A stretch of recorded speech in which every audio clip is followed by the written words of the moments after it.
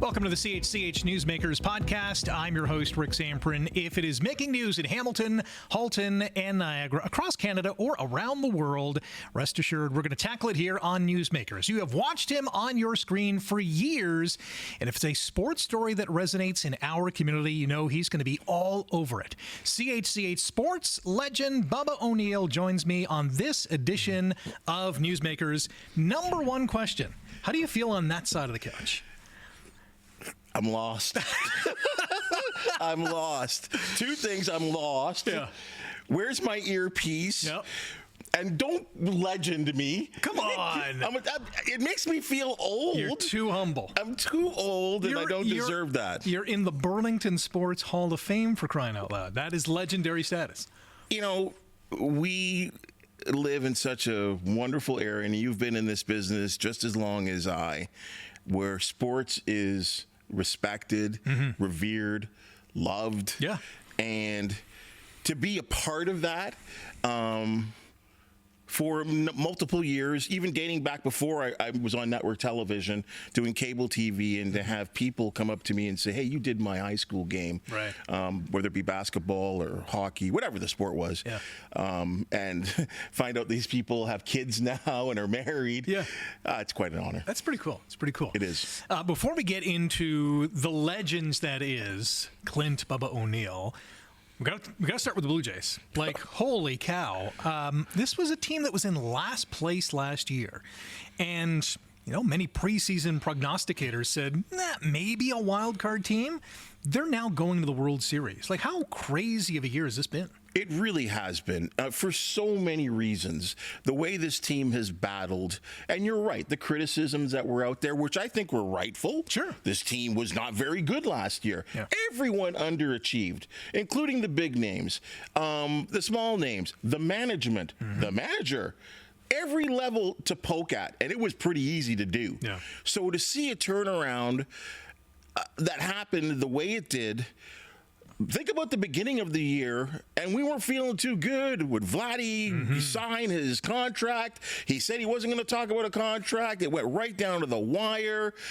We just didn't know about the pitching staff, the relievers. We just didn't know about anybody or if anything was going to work based on what we saw the year prior. So I didn't even have them in a wild card situation. I thought if they got to about third place, it would be an improvement. Yeah.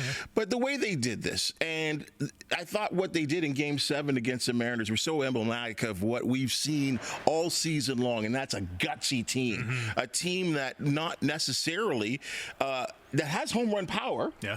One of the better ones in Major League Baseball, not the tops, but a team that can also win by small ball. A team that can do all the little things right, bunting the ball, moving runners, stealing a base or two here. I thought it was incredible. The fact that every one of the starters had a hit last night. Yeah. That's very rare.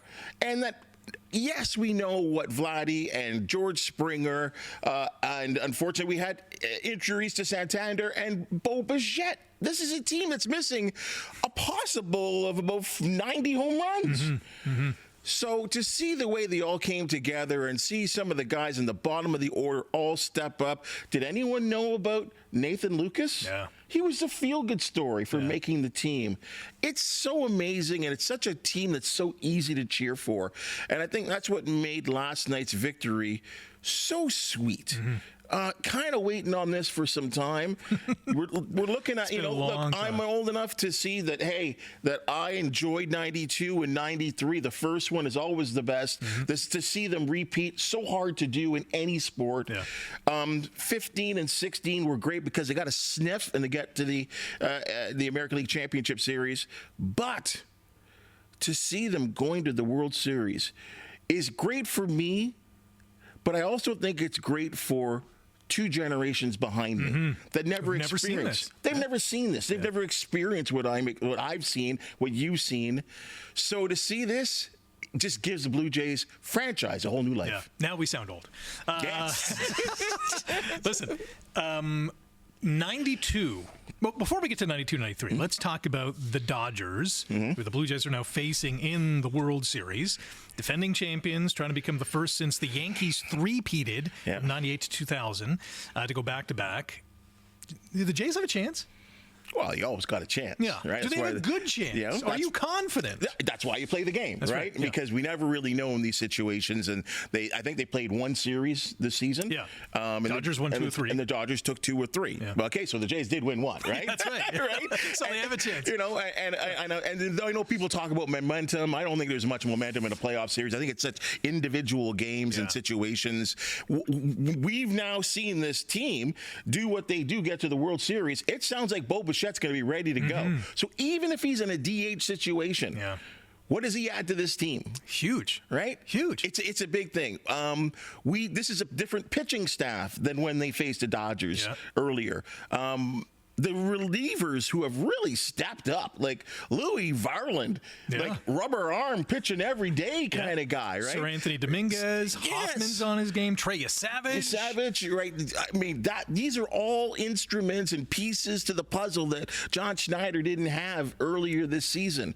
So, do I think they can win? Sure, they can. Are they facing arguably the greatest baseball player of our generation in Shohei Ohtani, who still has maybe 10 more years left in his career? A guy that in the playoffs as a pitcher struck out 10 and hit 3 home runs all in the same game. That's Babe Ruth stuff, right? A guy like Freddie Freeman, who's a Canadian player that we revere so well, that has been a winner, that has won a World Series. Their pitching staff, Yamamoto coming over, he's been unbelievable. The manager is solid. They've been there before. But that's the bigger I build them up, the more I want to knock them. The bigger the tumble. There you go. It's going to be a fun series, I think. I think it's not necessarily a 50-50. I think the Dodgers are heavily favored, and they should be as defending champions. Absolutely, they should. As you said, this is why they play the game. 1992, I was at my aunt and uncle's house. I remember it was very early in the morning on my birthday, in which the Blue Jays win the World Series. Mike Timlin and Joe Carter, and they go crazy. And then 93, Joe Carter goes deep. The only second walk-off homer to win a World Series. What do you remember of those 2 pivotal Game 6s? You're right. These are things that we just never, ever forget. In 92, I was at a warehouse party. No way. Yeah, Bubba was a different guy back there, right? I was at a warehouse party, and was this like dance music, house music, warehouse party? There's a lot going on, all right? I don't get too deep into this. But, I was at a warehouse party, and then we all flocked downtown. Nice. And the streets were jammed, partied up until the sun started to come back up. I do remember getting home at about 5:30 that night and remembering, and all of us guys saying what a great night this was. Oddly enough, in 93, also in downtown Toronto, at a club called Barracuda, kind of just north of Bloor and Yonge. Again, I have to remind people, I was a different guy. I might have looked a little different too. Joe Carter hits his home run, the place goes crazy, and I stand up, I jump up on a pool table. Wow, get out. And they're like, get your butt down. There's a big bouncer going, go, dude. And he's laughing, right? Because he's enjoying the moment. Get off that. Get off that, right? I'm just like, So such a historic moment. Stuck in my head. And of course, we're right downtown, so of course hit the streets. Actually, I forgot. I should say this too. In the 92 one, as we went downtown, everyone flocked to Sky Dome. Right. I don't know who did it, how it happened. A door was open. Myself, my friends, and I would say approximately 10,000 people ran in the dome. Wow. Folks, if you don't believe me, I'm sure it's online somewhere, and pictures are there. People are grabbing stuff. People are grabbing dirt. People are grabbing grass, which was artificial turf at the time. It was just complete madness. And, of course, there was probably about... because no one expected this. There's probably about 5 security guards around this, and they're just like, stop! And you couldn't stop anyone. You're not going to do that. No, we were just running around the dome like a bunch of kids on fire, just couldn't believe what happened. First World Series, and then eventually a whole bunch of police officers showed up and got us out of the building. So anyway, that's part of the tale of that year. Yes, it is. 93, I was still at Fanshawe College in London, and we were watching the game in the newsroom, myself and a couple of others, and when it happened, Joe Carter's infamous home run, we all streamed out into the streets to get streeters and interviews with fans who were going crazy, and it was such a jubilant time that will forever be etched in my mind and everybody else's mind. A team that was, came together in 1977 and maybe had a little sniff in 85 and 87 and just didn't think it would ever be done, right? And to see it happen and the national pride. And we saw this in 2019 with the Raptors, right? Yeah. There was just everyone jumping on board of the bandwagon. We don't win a lot of stuff outside of hockey. And even with the Maple Leafs, we don't win. No, we don't win. We don't win, right? So I think we have an inferiority complex, right? Like, I mean, what happens when we go to LA? Like, is someone going to have the flag upside down? Like, what's going to fire us up? Are they going to have a guy sing the national anthem and they're going to sing the wrong words? It's just like we're always getting slighted a little bit. So, this is great to see because I think it does. Hey, we're in some weird times. You're a newsmaker, so you kind of rub in the news a little bit more than I do. We're going through some weird times right now, and to see the country come together, even if it's for 3 hours watching a sporting event, I'm all for it. It's kind of cool. Where did your sports fandom begin? My dad, right? Easy. Like, watching sports was something that just happened. It just did. He was my parents are from Trinidad. He was a cyclist and a really good one at that time. So, just understanding his love for sports. And it was football. It was soccer. Boxing was really big. You're talking about, me growing up as a part of the 70s. So, of course, you're looking at Muhammad Ali, Joe Frazier, George Foreman, that era. The golden era of heavyweight boxing, and then my love for the sport continuing through the 80s and then maybe the middleweights with Sugar Ray Leonard and Marvin Hagler, Roberto Duran. So that was something that continued for me. But I just love sports, and it festered. My mom would go crazy on Sundays because she'd be calling us down for dinner, and me and my dad like, just one more play, right before getting down, and then eventually we just bring dinner up somewhere. So we'd watch a game, and my sister would join in too. I'll give her credit too. She's a big sports fan too. Nice. She's been at Ticats game, and I don't know if you see. Well, I introduced you to her, but you were calling a game.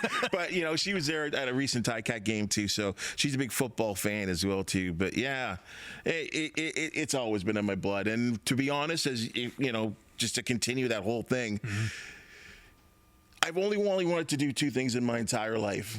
And it really was. And of course, at that time in high school, your teachers are like, well, you should pick lots of things. I either wanted to be an air traffic controlman or a sports broadcaster.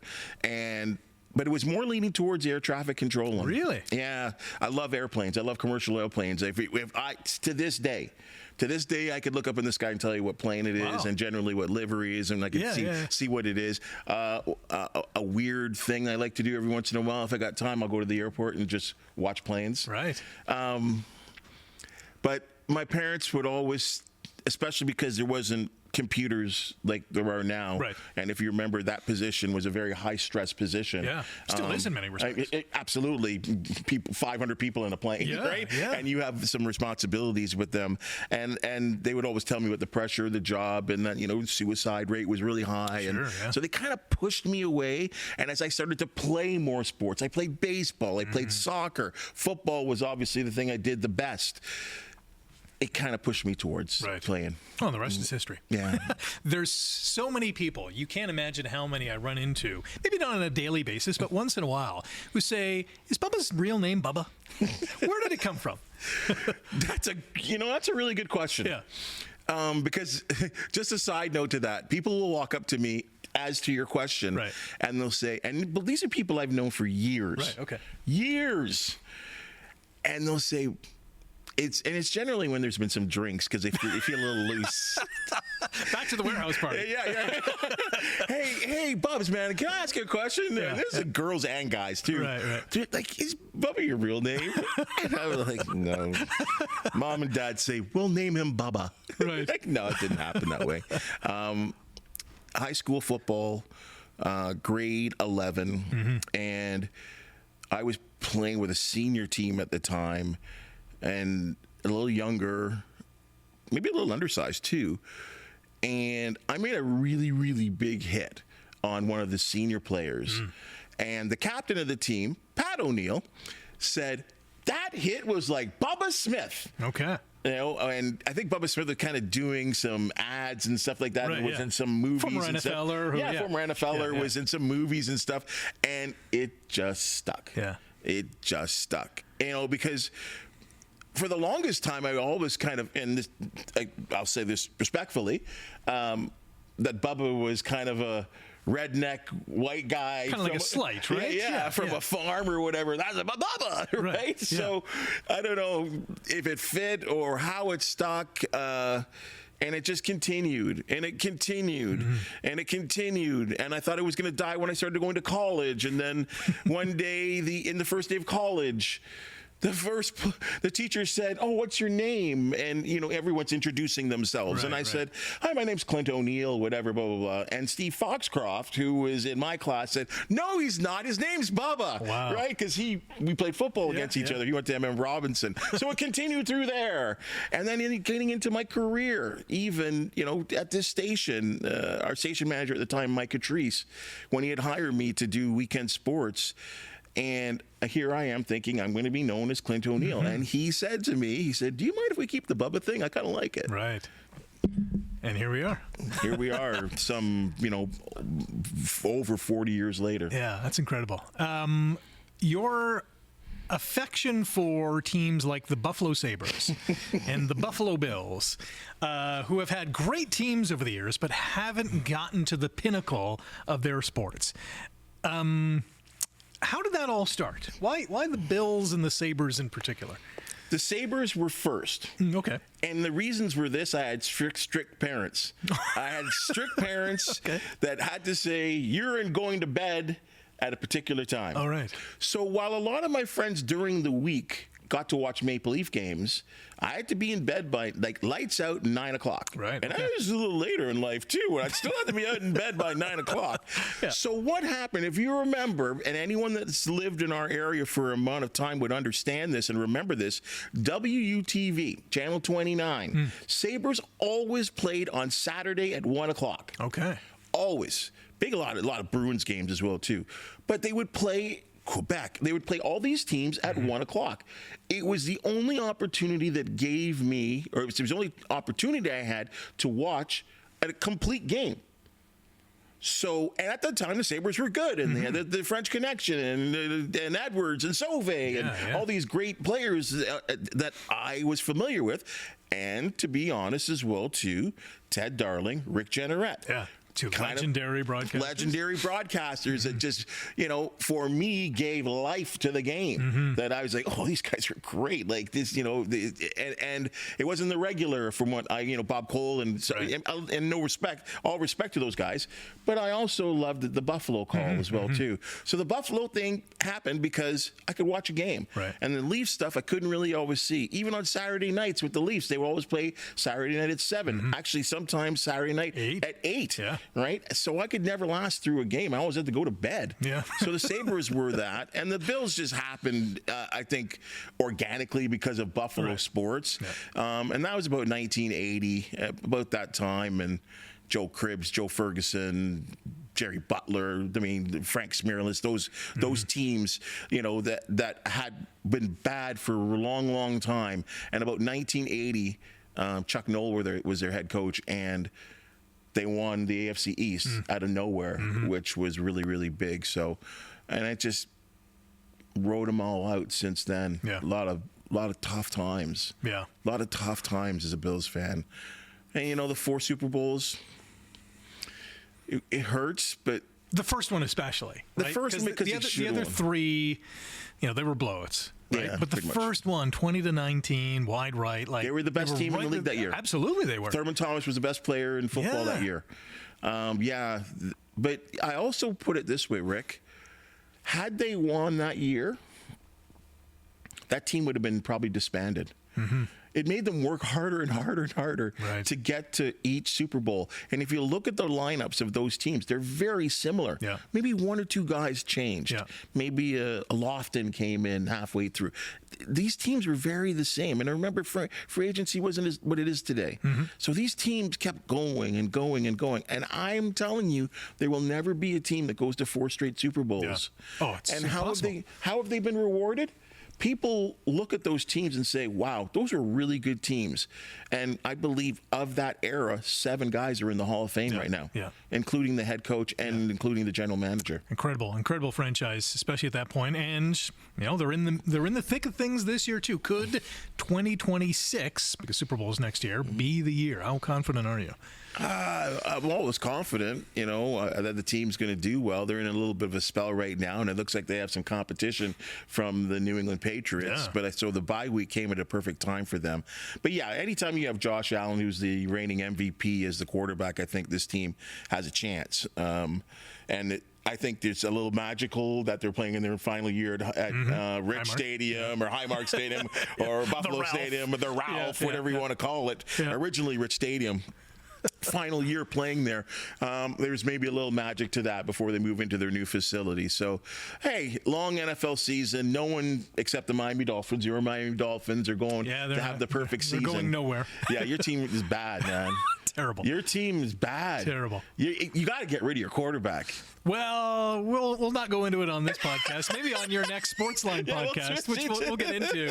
Yeah, they have a lot of heavy lifting to do. They're miles away from the Buffalo Bills. And just what is your coach talking about? I have no idea. If you can decode what he's trying to say, let me know, because I don't have a clue.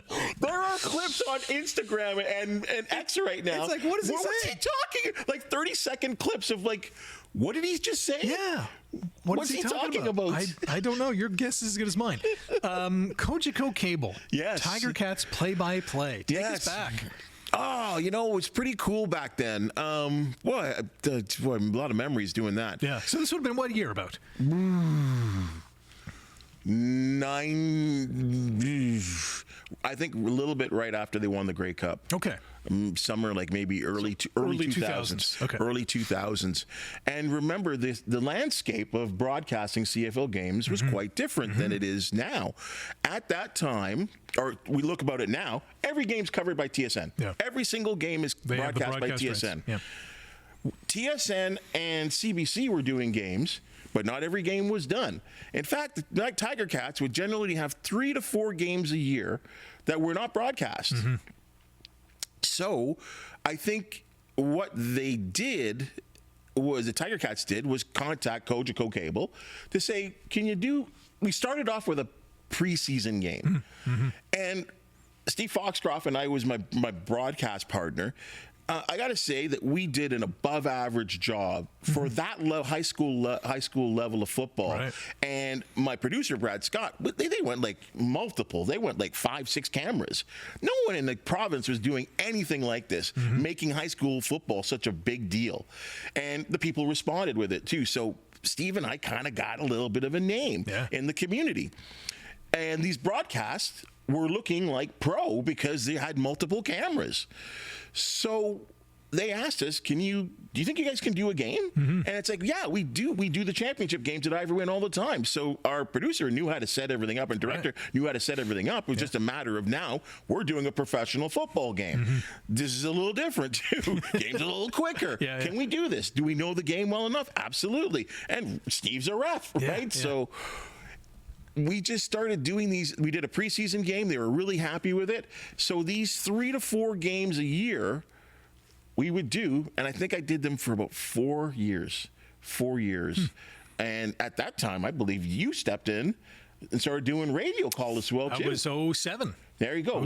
It wasn't too far along. I remember you and I many moons ago doing I think it was, I don't know if it's a podcast, it was a show at the time. I don't think talking podcast goes around. Like a preseason show. That's right. And it was a Jason Farr, you, myself.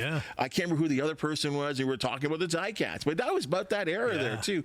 So it was maybe about 5 years that we did those games, and then all of a sudden TSN, woof.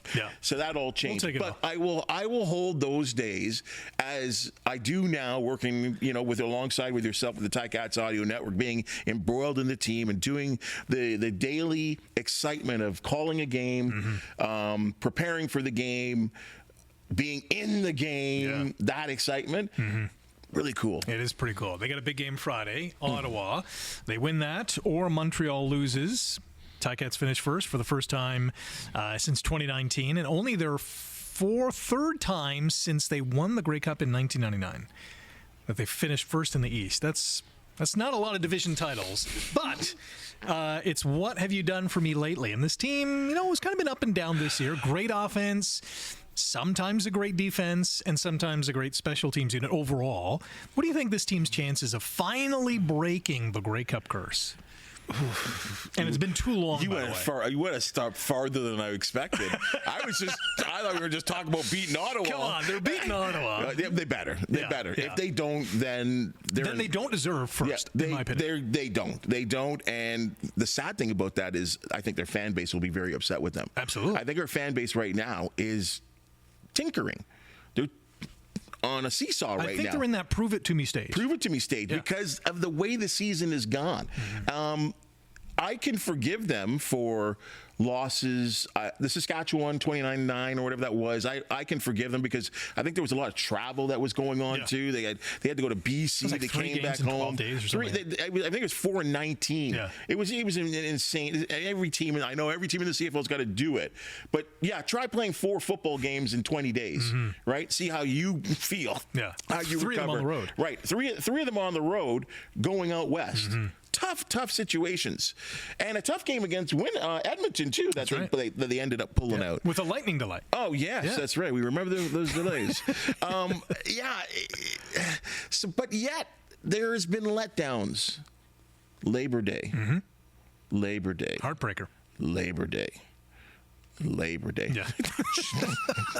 If you don't win the Grey Cup, you got to win Labor Day. They didn't win it, and the way they lost it. Yeah. I'm sorry, and I love those guys on the field. Inexcusable. Should never happen. I'm sure they would say that too. What happened, the way that ended, that should have never happened. But back to the question. Yes, sorry. 26 years later. Oh gosh, you keep trying to put me on this. I'm saying there's a chance because you finish first, you get a bye week. You're playing either Montreal or Winnipeg or Calgary or BC. Those are the 3 options. I think any of those 3 teams come to Hamilton and the Ticats can win it, right? It's not going to be an easy game by any stretch of the imagination. And then you're off to Winnipeg to play the championship game, and who knows what happens. So there's certainly a path to ending this curse. The beauty about the Canadian Football League is that if you win the East or you win your division, all you have to do is win one game. One game and you're in the Grey Cup, right? Now, it's so convoluted this year. The crossover is definitely in effect. Yeah.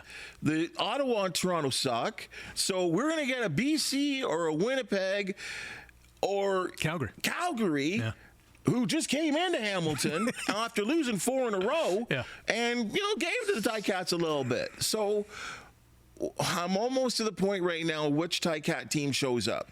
If the Ticat team that we know with the talent that they have, I think they can take care of anybody, especially in their own building. Yeah. And I'm expecting an unbelievable atmosphere. The fans are going to be crazy. They got the blackout thing going, which is one of my biggest memories in the Ticat 2019, that Eastern final against Edmonton, where everyone, go back and look at it. Brandon Meggs makes a sick catch. Brandon Meggs. I could just hear Rod Black, down the rail.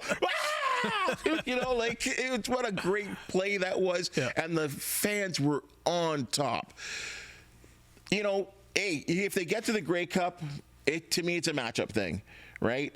Now, I will say this. If they play Saskatchewan, who are the best team in the league, I think they can beat Saskatchewan.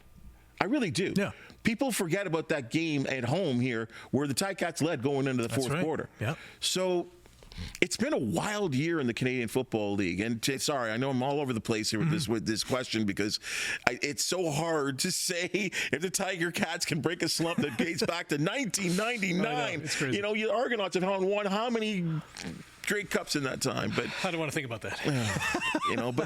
But does anyone deserve it more than Ticat fans? I don't think so. No, we've waited long enough. It's just quarter of a century? That's way too long. Keep showing up, and the teams have been. 2019 was unbelievable, and yes, the teams have also made the Grey Cup too. But some of those were 500 teams. You went to a Grey Cup with a 2013. Team. Yeah, was that the Guelph year? Yeah, the Guelph year. The teams were good, but I think this is a really good club, and I think they're very well coached. They just got to put it all together. Yeah, I think if they play the way they did during their 6-game winning streak, there's a recipe for success there, no matter who they face. No doubt. Sportsline podcast. Yes, You've had an amazing run of incredible guests, both national, international, local, regional superstars. How do you get all these people to say, okay, Bubba, I'm going to sit on this couch, talk about my career, and away you go? Because the conversations are fascinating. I appreciate that. I love doing it. I think you enjoy doing this. Yeah. A lot of times, because of what we do in the newscast and you're doing the morning show, everything's timed out. Right? I think about my newscast, 6 or 7 minutes during the newscast. And you're trying to give as much information in that limited time. In that limited amount of time. So maybe sometimes your ability to expand on something is limited, because if you go too long on that, then something else gets left out. Yeah. And then people are emailing you, how come you didn't talk about this? Put that story in. I'm like, oh, I know. I feel bad. You're against the clock. Against the clock, right? Yeah. But more importantly, the podcast here, and you're right, I've had some wonderful people to speak to, and I've been able to link up with different people. Like yesterday, I got a text from James Duffy, right? Like, and we're going to have him on the show next week. Yeah. The beauty about it, Rick, to me, is I love to talk. I love to listen. And I think one of the biggest skills that we are hurting in our society right now is the ability to listen. Right. Because everything's shoved in our face. Or everyone's staring at their phone. Or staring at our phones. And that's why the podcasts are so good. No matter what you like in terms of your podcast, whether it's about anything, whatever, or sports, literature, whatever. Podcasts are great because whatever you want to listen to, you can listen to it on your own time. Yeah. And what I like about it is that you and I, as we're doing right now, we're not limited by the clock. You can get into stories. You can tell great stories. I get to learn a lot about people. I feel really fortunate about that too, because, and I feel fortunate that maybe I'm setting a good environment for the people I speak to, because they all say, I didn't think I would talk about that. Right. Yeah. And I'm always complimented by that. Right. I've had people cry on the couch. That's pretty wild. Some pretty big names and pretty macho people, men in some cases, because we get to talk about stuff, right? And you learn about it. And I hope that and I've been getting great feedback too, especially when we put the show on TV. It's amazing to see the response of people when you talk about them, and an opportunity to talk about them and for them to tell their stories. It's great. Do you have a favorite guest, or if you don't want to single anyone out, maybe a few people that you really enjoyed, or maybe that you got something that you didn't expect you were going to get? Here's one. Talking to Brian McGrattan, a Hamilton guy, hockey player, enforcer type guy. That's gone through a lot. And that was a really tough podcast. Right. And he had a story to tell about addiction, about fighting to stay in the league, to remain relevant in the league, family issues, but him bouncing back was awesome. Yeah. Everyone likes a good redemption story. Absolutely. Right? And how he battled back. And now he continues to battle, whether it be addiction or issues in his life. And to uncover, because as he talked about, glory days, hockey player, and like a guy that came up in Hamilton, young players, and then moving on, playing to Guelph and juniors, and all that he did, and it's all glorified. But then sometimes, the more you get into sports, and the more you talk to people, sometimes it's not as glorified as you think. That's right. As people want it to be, and sometimes people want people to be a certain type or say the certain things. And individuals like him did it because he had to, or that was the thing you had to do to stay in the league, or to enjoy the partying and all that kind of stuff. But then you understand what's going on in here and in here. And amongst so many people that I've talked to, that's one that it surprised me, because I wanted to just talk hockey with him. but then to uncover what was going on in his life too. Yeah. If anyone hasn't seen that podcast, check it out. Yeah, I'm sure it was therapeutic for him to talk about it. And I'm sure, it. So much so that he wants to help other people. Right. Yeah. Right. Yeah. You've covered Grey Cups, Memorial Cups, local championships. Does one stick out for you among the others? Yes, for all wrong reasons. Really? Yeah. Okay. 2019. Oh, yeah. Calgary. Yeah. I've been, fortunate to go to the Memorial Cups with the Bulldogs that, got real close. One that got real close that lost in the final. But the 2019 Grey Cup, remember what that season was? That was Winnipeg, right? Yeah, in Calgary. In Calgary, against Winnipeg. Sorry, against Yes. Winnipeg. Yes. 15-3. Yeah. Look at that. There it is you right are. there. 15-3. Yeah. What a team that was. Yes. Breaking records. That's the most they've ever won. Yeah. Franchise. I think the franchise record was 12 at the time. 12. Yeah. And they blitzed through it. They destroyed it. And they destroyed teams. And we talked about the East Final and what an event that was at Tim Hortons Field. And Winnipeg, a team that they had defeated, took care of all season long.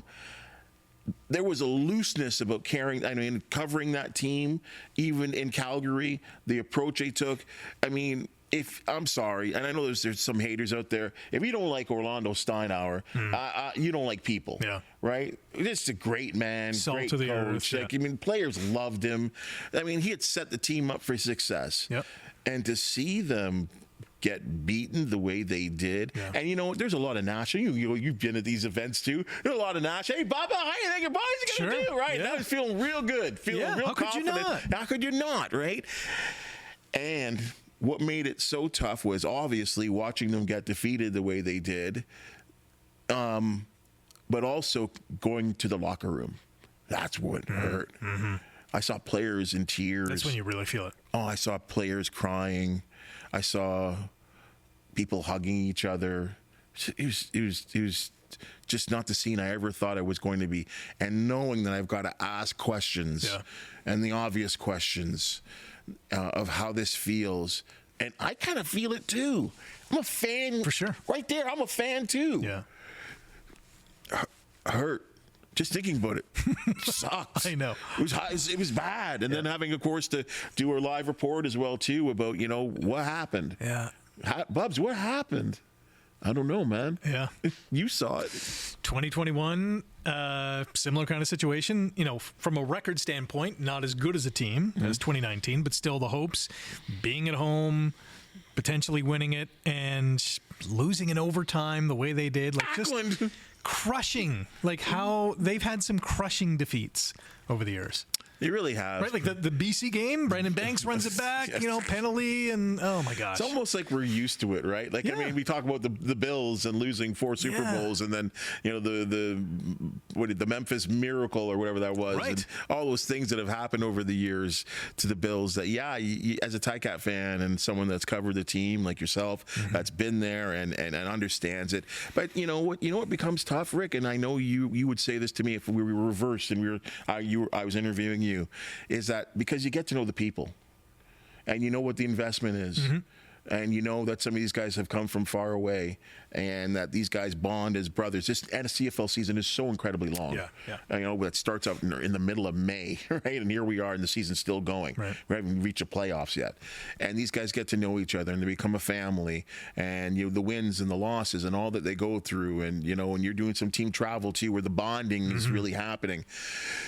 And when they fall short of their dreams and their accomplishments and the goals that they were to set from the beginning of the season, it's tough. Yeah. And as a part of the broadcast, once you start to get to know the coaches and the players and know what makes them tick, so to see them not get their goals is tough. Yeah, it's crushing. Last one for you. If there is someone watching or listening to this podcast and is deciding whether they want to be an air traffic controller or a sports anchor, what career advice would you have for them? If they want to get into this industry? Well, I use the one word that I tell people all the time: listen. Just listen. Listen. Quick example. One of the things that I will always hold so close to my heart is that when I was kind of coming up in this business and when it came to like covering football, I'm so fortunate that guys like Rod Black, guys like Brian Williams, the CBC guys with oh my goodness, the big, tall offensive lineman.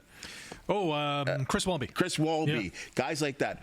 And you know about this, that the guys that are covering games on TV, they get an interview with players and the coaches, not just on the day of the game, the day before the game. And it's more of a private setting. Mm-hmm. And I would ask those guys, do you mind if I sit in? You won't even know I'm there. And I would listen to these players, guys like Wally Buono, Matthews, Obilovich, all in all, CFL legends. Mm-hmm. And I would see the relationships the broadcasters would have with these guys. And it was really cool. And I just sat there and listened. And there's stories that I could tell you about right now off camera from what these guys would say. And it was amazing the way they would break down a game and how they say, this player, watch out for this guy. And it was so neat. So that's the one thing. Listen. And obviously, the easiest one, when you are in a situation of getting an opportunity to be a broadcaster, or whether it be weather, whether it be, which I had to do for a couple of years at this station, news, sports, just do it. Yes. Never know. I don't know if I can do that. Just say yes. Go for it. Just go for it. Just go for it. And like, if you have that kind of example or that kind of attitude, people will notice. People will notice if you're good or you're bad. And if you're even if you're not that good, if people like you, they'll help you out. Mm-hmm. Right? So I always say that. Just never say no. Take on any job. I don't. Hey, can you work this shift? I don't know. I got a birthday to get. No, that's sacrifice. At that level of this industry, you got to make sacrifices. I know I did. Yeah. I know you did. Mm-hmm. And many people here in this building had to. And just listen. Just listen and never say no. Great advice. Thank you for flying the ship here for so many years and continuing to do so. Looking forward to the next guest on the Sportsline podcast, the evening news at 6. And thanks for joining us. Thanks, today. man. I'm a fortunate fella, and I applaud people like yourself and that I have been able to work with. I don't think I can express it till maybe my days are done, how much fun it is for you. It really does. It's a major part of my day. I hear you. I echo those comments as well. And thanks for checking out the Newsmakers podcast, and a huge thumbs up to the All-Star cast behind the scenes as well. Like this video, hit subscribe, leave us a comment as well. Join us on the next Newsmakers podcast, wherever you get your favorite podcasts.